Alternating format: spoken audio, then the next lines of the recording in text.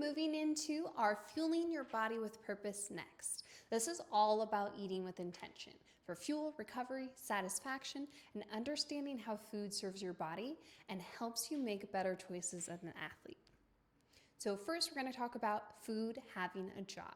We know that the reason that we're eating food can change depending on the situation. So we'll talk about some of the purposes of food, but food is obviously our fuel, but it's also there for enjoyment, right? It is there for us to be able to have community, and it's there for us to be able to get all of the vitamins, minerals, and nutrients that we need. So it has so many different ways that it can actually help us. So we want to make sure that we are being aware of what we're eating. We're not trying to be perfect because you're going to eat every day, right? You're going to eat different food every day. You're not going to be perfect every day, and that is A-okay.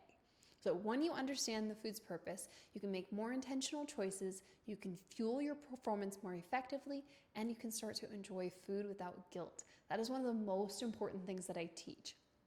I think it's very, very important to make deliberate decisions about what you're eating. And if you decide that you want to eat that thing that might not be like the healthiest or the most nutrient dense option, as long as you're making that choice intentionally, that is totally fine, right? We want to make sure that it aligns with our values and our ultimate goals. But making those exceptions every once in a while is a great way to be able to treat yourself, to be able to enjoy yourself, to make sure that you're with other people and that you don't feel like you are going through FOMO or that you're missing out on anything. Right? So it's important to make sure that we're still going for that balance, even though we are overall trying to make sure that our nutrition and diet is a little bit better. That's one thing too that I haven't mentioned yet is the definition of a diet. We talked about this a little bit in some of our workshops. A diet itself has this weird negative connotation to it. The idea behind it is that it's something restrictive, right?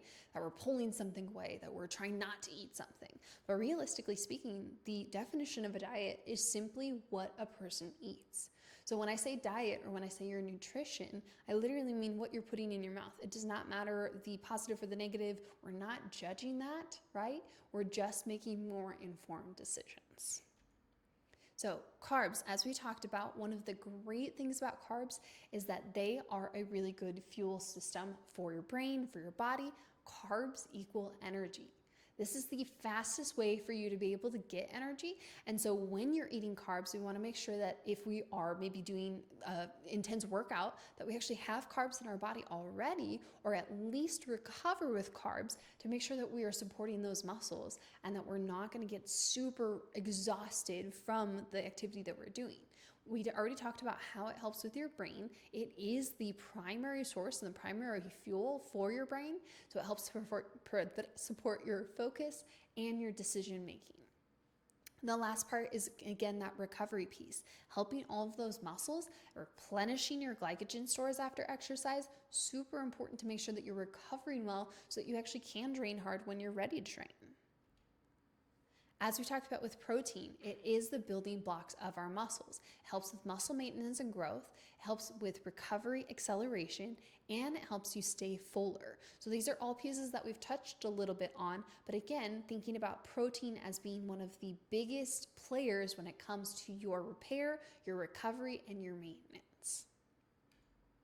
And then fat is actually, again, for that hormone balance, but also for that satiety, or satiety, depends how you want to say it. But basically that's you being able to feel fuller. So we talked about a little bit before trying to eat more volume, right? Fats is a really great way, and it has twice as many calories per gram, so it makes sense, right? It's a really great way for you to be able to feel fuller. So sometimes introducing some of those things, especially if you're trying to limit what you're eating, is a really great way in order to be able to feel full, to make sure that you're not overeating. We know that it regulates your hormones. We know that it helps in, we actually didn't talk about this before. It helps in absorption of some of your fat-soluble vitamins, because fat-soluble, we need the fat there for those vitamins to be able to get into your system. Helps provide long-lasting energy, and it helps you feel fuller, that satiety part. And then it helps support your brain health and cognitive function, because again, that is 60% of your brain. So how do we use these to our advantage, right?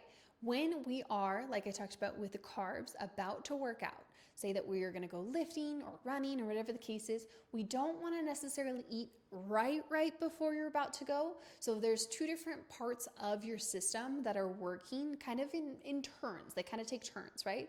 So first is going to be like your active system. So this is going to be anytime like the fight or flight response. Anytime you have to go do a thing or you're feeling really nervous, right? You'll feel like butterflies in your stomach. That's the fight or flight response. And the other response is the rest and digest. So if we are eating something, we need a little bit of rest and digest time before we go fight or flight. Otherwise, your stomach's going to stop operating, and then that's usually when you get like a cramp or something like that, right? So keep that in mind. You've probably had that happen to you before. Maybe you ate too close and then you start burping or you start to get a cramp or a stomach ache or something like that. That's because there may not have been enough time in between. But with that being said, eating a super simple carb, it says 1 to 3 hours. Technically, that's correct. You could even do it up to like 30 minutes. The more simple the carb, aka like a cracker or a banana or something that digests really quickly, the closer to your workout time you can actually eat it. And then the more complex a carb, so rice, quinoa, stuff like that, then you need to do it a little bit more before. That's the 1 to 3 hours. So I have like these little almond butter biscuits that I love that are super delicious. They have some extra sugar in them, whatever. They are there for me to have a little bit of pre-energy before I'm actually going to work out. So find something that feels like it digests well for you, depending on what you're going to do and how close to that event you have the ability to eat can kind of depend on what food you want to pick as well. So play with that a little bit, but carbs before you're working out, or again, at minimum, at least afterwards, to make sure that we're replenishing those glycogen stores that we talked about earlier. During the workout itself, we do want to make sure we're hydrating, water at least, electrolytes if you're sweating a lot, especially if you're doing anything more than like 60 minutes worth of work. We want to make sure that we are replenishing those electrolytes. We won't dive into that too much. But you can also play with, I have a couple clients who do intra-workout drinks, and essentially these are a little bit carb heavy, intentionally so, because again, you're working out. You don't have time to be able to digest the food, right? So it needs to be super quick energy. So most of the time it's going to be something like a Gatorade. That's why it was designed that way. They have a ton of sugar in them, but that's on purpose, right? It's because you weren't designed to drink a Gatorade while you ate your lunch. You were designed to drink a Gatorade while you were running 2-a-days for football or cheer, or whatever, right? And so that's why they put the extra sugar in there, so it can be a really quick energy store for your body, not just for extra enjoyment. So keep that in mind. You can actually take some of those in, especially if it's something a little bit more simple like that, while you're working out, especially if it's an extended session. I don't know if you guys have seen or not, but a lot of runners will use those little like glucose tablets. They're basically sugar cubes, right? While they're running marathons, right? And it's because it's such a long event that you do need that immediate energy. And so they're using it right away. So it doesn't really hurt to have it in their systems. And then after exercise, we do want to make sure that we're consuming protein. There used to be a shorter window for this. They used to say like 30 minutes to 60 minutes after you were done working out to make sure you ate the protein. More recently, they decided it basically doesn't matter. So just make sure you're eating protein and enough protein, as we talked about before, to be able to sustain the activity that you're doing. And then as you get more muscle, your protein demand is actually going to go up too. So keep that in mind too. All right, and then again, I talked about how we were gonna touch on the purpose of this meal. So there's a lot of different ways to look at it. This is kind of the way that we've broken it down. Basically, we wanna think about why we're eating the food that we're eating. What do we need out of it, right? What is the nutrient that we need out of it? How is the composition gonna help us? Like we kind of just talked about pre-workout, during workout, after workout. So the first one is fuel. Okay, if we need something that's for fuel, then we wanna make sure that if it's before our workout, we're doing that simple carb. If it's during our workout, we're doing some type of intro workout. If it's after our workout, that we are doing the protein-rich stuff like we talked about, right? Enjoyment. It's just something that you like, right? If you want to, go get ice cream with your husband or whatever, go for it, That's those deliberate decisions that we were talking about before. There's a lot of food, and asterisk, there's a lot of foods that can be nutrient dense and be enjoyable. So the more of those we can find, the better. With that being said, there's a lot of food that just like makes you happy and you just want to go do the thing with your kids or with your friends, and that's totally okay too. Enjoyment is a completely valid reason for being able to eat something. The next is nourishment. So this is making sure that we have like our fruits and our veggies, that we're eating a lot of plants, that we're getting all the vitamins and minerals that we need. So one of the best ways for us to be able to do that is to have a really diverse diet and make sure that we're eating a lot of different things often to make sure that we're getting a full profile. You can totally go get some vitamin mineral testing, blah, blah, blah, blah, if you want to. Take a multivitamin, by all means, go for it. With that being said, if you have a really diverse diet and you're eating a lot of different things, you're probably covering your bases. So that's kind of where I keep it. I don't usually actually recommend a lot of people do supplements, but I think that people are mostly, this is where my opinion is, worried too much about the supplements first without addressing their diet, right? Without addressing what they're eating. So we want to make sure that we're trying to kind of go base level first. What are we eating? Can we improve that first? And then am I still missing the XYZ that I'm missing from my vitamins or minerals? And if you are, supplements all the way, go for it. That's totally fine, especially because the system itself can have some issues long term. That's totally fine. We just want to make sure that we are also addressing the nutrition first. Convenience. We know that this is an option, right? We know this is a reason for eating. This is why a lot of people eat. This is actually probably the main reason that a lot of people pick the food that they pick. So we want to make sure that if convenience is the option, or is the reason, that we're picking the best option. What's the, what is the word that I'm looking for? What is the least harmful thing? Not what I want to say, but you get the idea, right? So if I had to go to McDonald's because that was the only restaurant in the whole town, well, then I'm at least going to try to eat something that has like some vegetables on it or something, right? A salad or a wrap or something like that, because I want to make sure that my stomach is going to be happy with it, right? I want to make sure that I'm able to digest it, that it supports not only the way that I feel and my energy levels and my actual digestion itself, but also my long-term values. Sometimes you don't have that option. And sometimes you just have to go with the next best option, which is totally fine. So convenience is a big piece. Now, again, asterisk, we can make things more convenient, right? Now they have a ton of different snack versions of things, little bags of nuts, little, fruits in a cup and all that stuff. And so if you need to make those options more available for yourself, there's a lot of cool different ways to be able to do that. And it does take a little bit more preparation. But with that being said, at least you're lining up with the way that you know that your body likes to eat, and it's gonna make you feel better. It's gonna support your energy like we've talked about.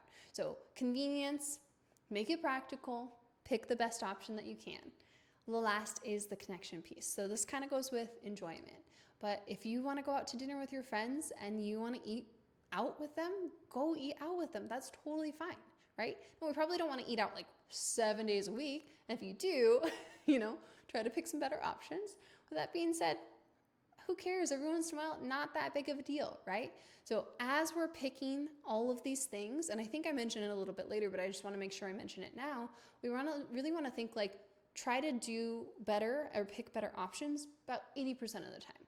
And then the other 20%, go do enjoyment, go do connection, go have fun. That's totally fine, because this is going to help us maintain a really positive relationship with food long term. And that is probably one of the most important things that we can do with food, because number one, you need it. And number two, you want to be able to like it, right? You don't want to just feel like you're eating boring because you have to. It's there to be enjoyed. And if we can find ways to make that enjoyment and that value align with each other, then we're going to be sitting pretty. So again, focusing on why we're eating is going to make it easier to stay consistent with their nutrition goals, because we know that it makes our body feel better. I know that I'm making a choice that is going to make me not only feel good, but it also tastes good, and it supports all of my long-term goals.